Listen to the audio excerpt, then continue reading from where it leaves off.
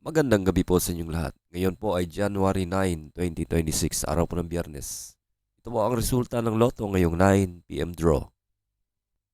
Kung bago ka pa lang sa aking channel, pwede kang mag-like, share, at subscribe para updated kayo sa mga PCSO lottery results araw-araw.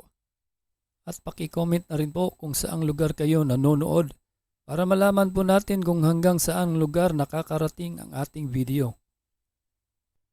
Para sa Mega Lotto 645, ito po ang mga winning numbers. 43, 35, 18, 16, 25, and 13 in any order for the jackpot prize of 11,187,537 pesos.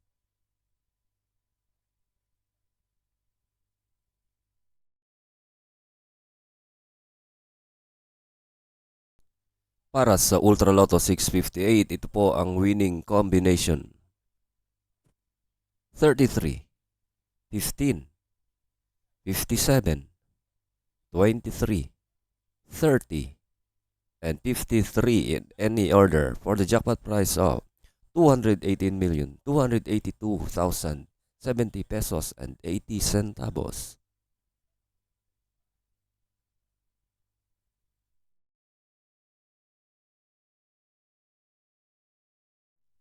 Para sa 4D Lotto ngayong 9 p.m. draw, ito po ang mga winning numbers.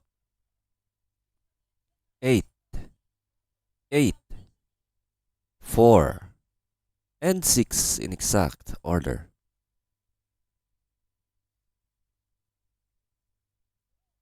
Para sa 3D Lotto ngayong 9 p.m. draw, ito po ang mga winning numbers.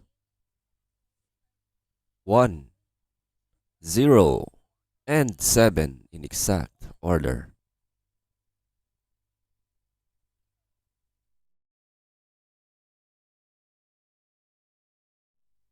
At para sa 2D Lotto ngayong 9 p.m. draw, ito po ang mga numerong lumabas. 1 and 22 in exact order.